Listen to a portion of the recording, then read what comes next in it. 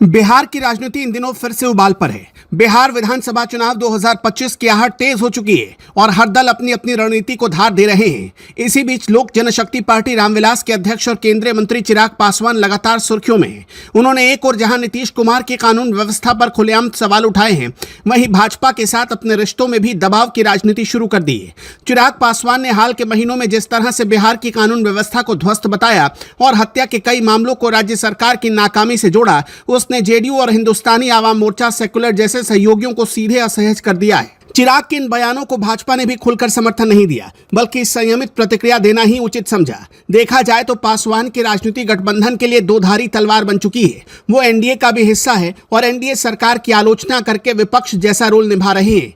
भाजपा के सामने चुनौती ये है कि रामविलास पासवान की विरासत अब पूरी तरह चिराग के पास है। दलित वोट बैंक, खासकर पासवान दलित समुदाय बिहार में निर्णायक भूमिका निभाता है। भाजपा जानती है कि अगर यह वोट बैंक उसके साथ रहा तो चुनावी अंकगणित उसके पक्ष में जाएगा, लेकिन चिराग का अंदाज एकला चलो वाला है। 2020 के विधानसभा चुनाव में उन्होंने अकेले मैदान में उतरकर जेडीयू को भारी नुकसान और भाजपा को परोक्ष रूप से फायदा पहुंचाया था। इस बार भी ये वही संकेत दे रहे हैं कि अगर उनकी शर्तें पूरी नहीं हुई तो वो एनडीए को कटघरे में खड़ा कर सकते हैं।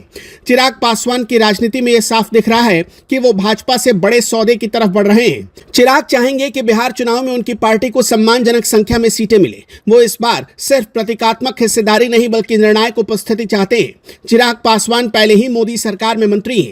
वो आने वाले समय में और महत्वपूर्ण मंत्रालय की मांग कर सकते हैं ताकि पार्टी की राष्ट्रीय पहचान बने। भाजपा के लिए चिराग को दलित चेहरे के रूप में आगे लाना एक मजबूरी बन गई है। चिराग इस स्थिति को भुनाकर भाजपा से ज्यादा स्पेस ले सकते हैं। चिराग ने भले ही खुलकर दावा न किया हो, लेकिन बिहार फर्स्ट, बिहारी फर्स्ट जैसे अभियानों के जरिए वो खुद को संभावित मुख्यमंत्री उम्मीदवार के तौर पर पेश कर रहे हैं। भाजपा भले ही नीतीश कुमार को फिलहाल बनाए रखे, लेकिन चिराग ये संकेत देना चाहते हैं कि अगली पीढ़ी के नेता के तौर पर उनका विकल्प मजबूत है। एलजेपी रामविलास ने हाल ही में चिराग का चौपाल नाम से जनसंपर्क अभियान की घोषणा की।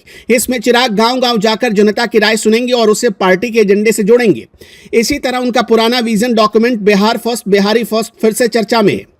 ये अभियान दबाव बनाने की रणनीति भी है। असल में चिराग ये दिखाना चाहते हैं कि वो सिर्फ सहयोगी पार्टी के नेता नहीं बल्कि स्वतंत्र जनाधार वाले खिलाड़ी हैं। नीतीश कुमार और जेडीयू पहले से ही भाजपा के साथ रिश्तों में सावधानी बरत रहे हैं। ऐसे में चिराग के हमले गठबंधन की राजनीति को और पेचीदा बना देते हैं। भाजपा के लिए सबसे कठिन सवाल ये है कि क्या वो चिराग की महत्वाकांक्षाओं को संतुलित कर पाएगी। अगर भाजपा चिराग की मांगों को मान लेती है तो जेडीयू असहज होगा। अगर भाजपा अनदेखी करती है तो दलित वोट बैंक खिसक सकता है। इस तरह चिराग पासवान ने खुद को भाजपा के लिए अनिवार्य मगर असहज साझेदार बना दिया। चिराग पासवान की रणनीति साफ है। वो भाजपा से अधिक सीटें और बड़ा रोल चाहते हैं, दलित राजनीति के निर्विवाद नेता बनना चाहते हैं और अंततः खुद को बिहार के भविष्य के मुख्यमंत्री के विकल्प के रूप में पेश करना चाहते हैं।